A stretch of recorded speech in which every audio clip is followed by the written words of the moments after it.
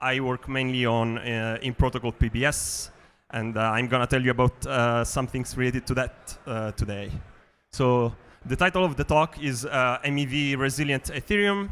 So it's mainly going to be an overview of like the framework we are using to guide ourselves in like all the upcoming changes and how can we make the protocol adapt and being robust to MEV.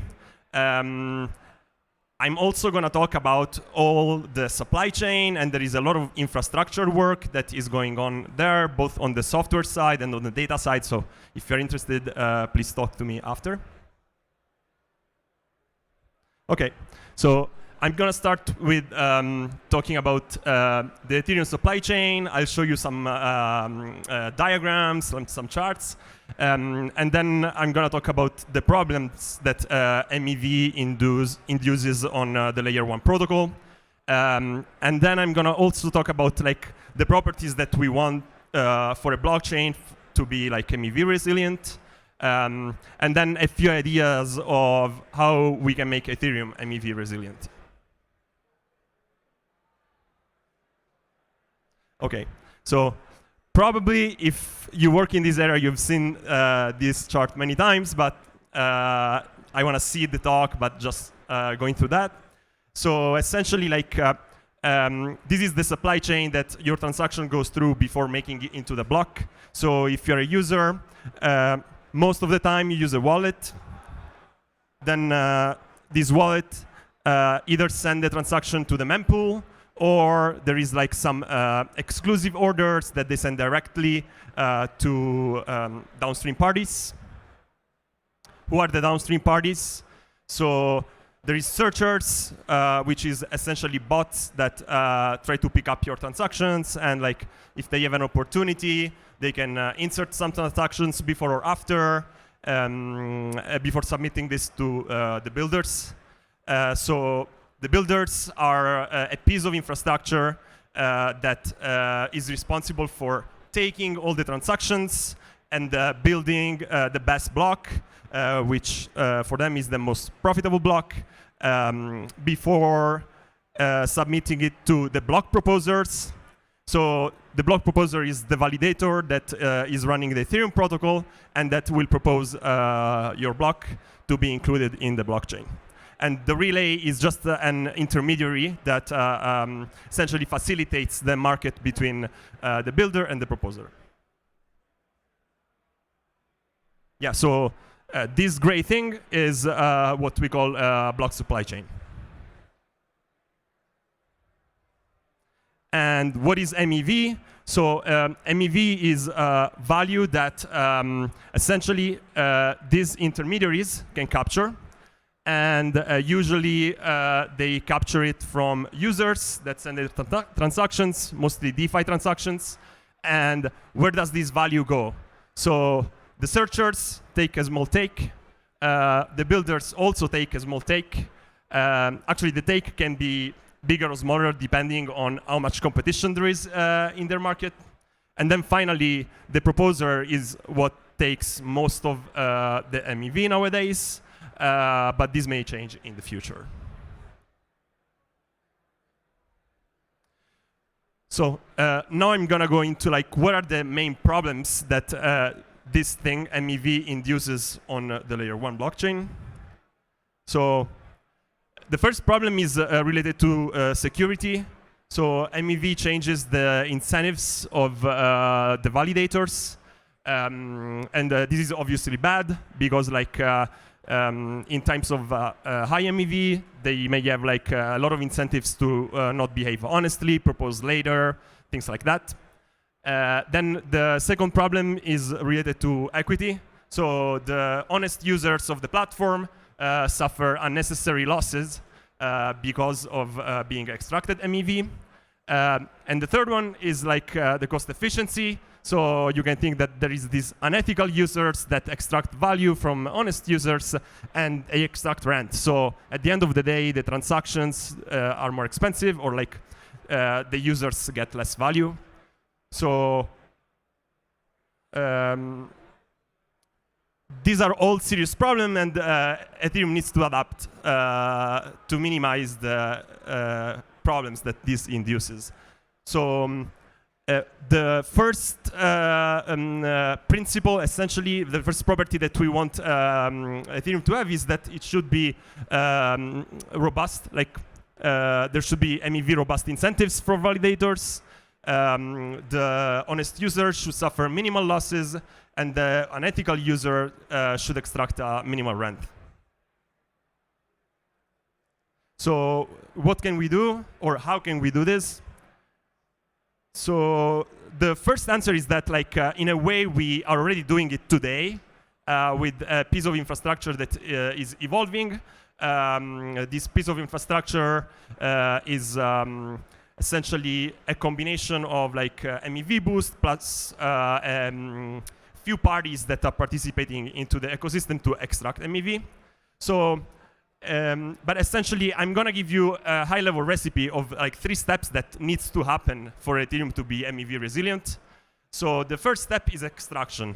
Like some people like that have not worked in MEV before, they ask, oh, why do we need to extract?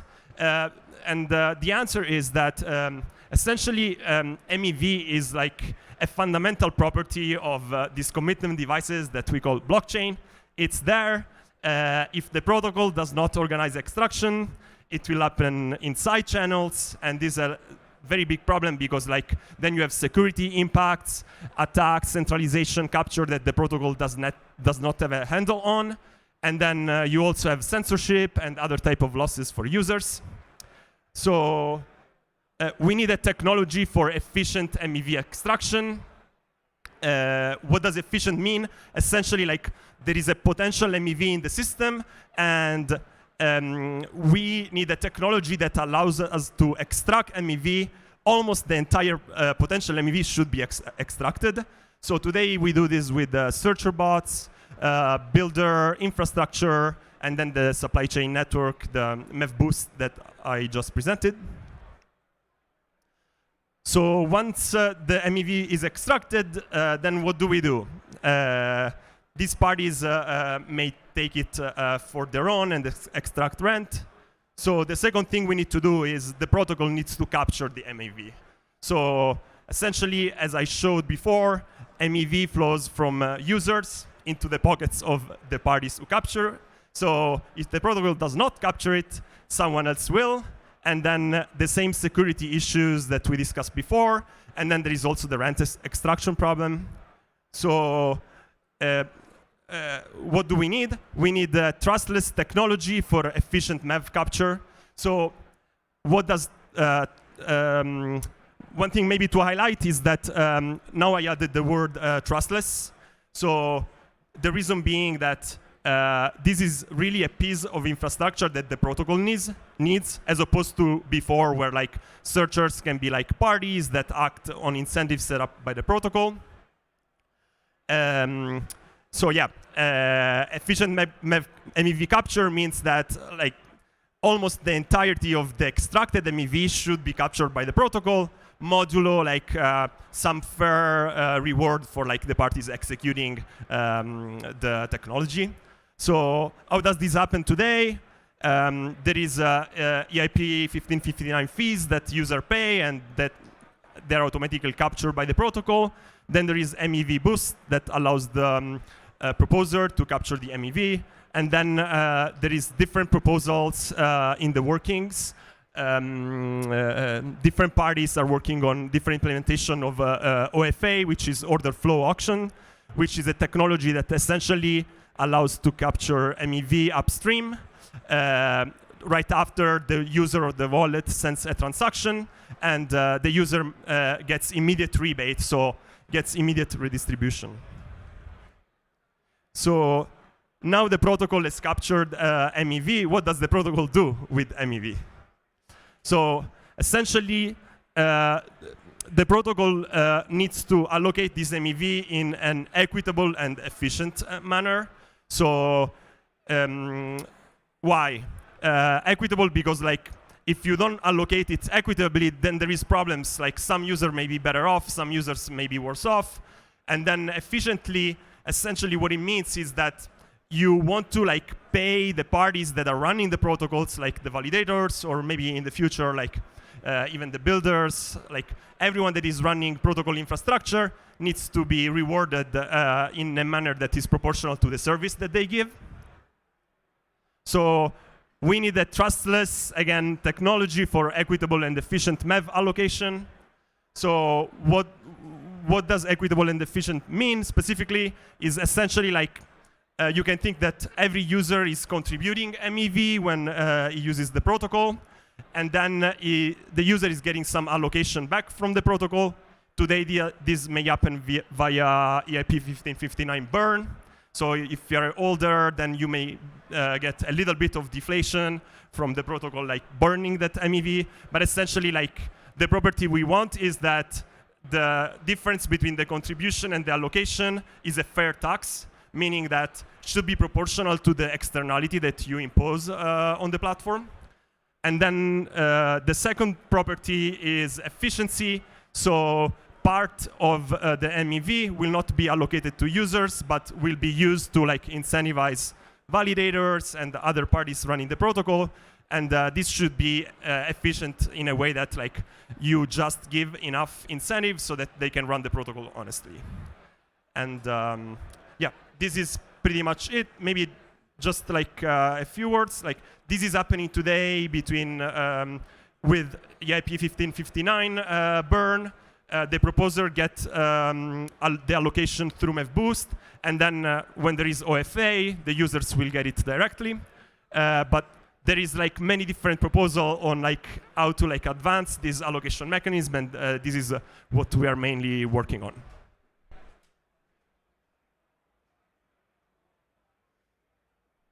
Okay, so I'm done.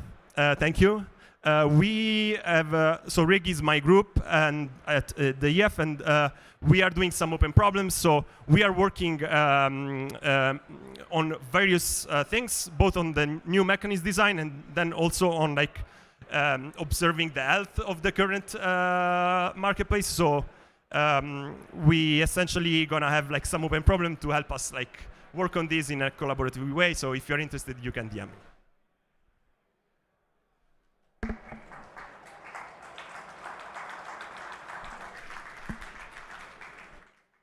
And I think we have a few minutes for questions.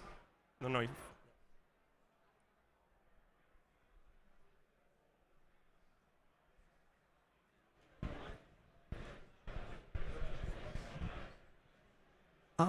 hey, I'm here. So we know that some of the people in fintechs have a lot of resources in order to try and capture MEV and potentially a part of the Ethereum network. What's the risk there, and like how severe is it, and what's the way that you guys can help us prevent it? I guess, can you like maybe also Like a broad question, but go ahead. Yeah, this is very broad, but essentially you want to create, and this is why like I'm going through like all the properties, because essentially you want to like create incentives for the parties extracting the MEV, so that essentially like there is like access to the infrastructure. So you want to decrease the barrier to entry, essentially, to like parties extracting. Yeah, so that's how we are approaching it. Like one concrete way is like open sourcing, like the algorithms, exposing like the private flows that these big fintech parties may have. So yeah. Thanks. One more.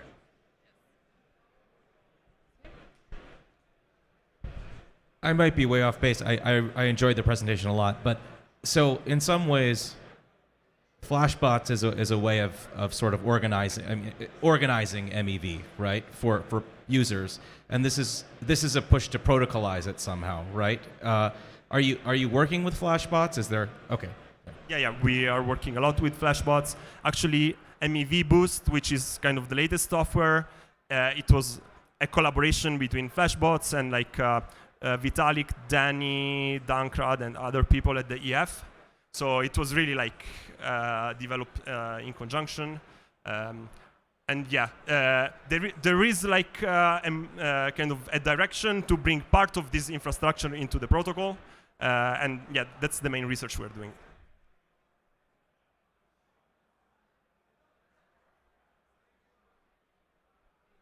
Okay, thank you. Oh.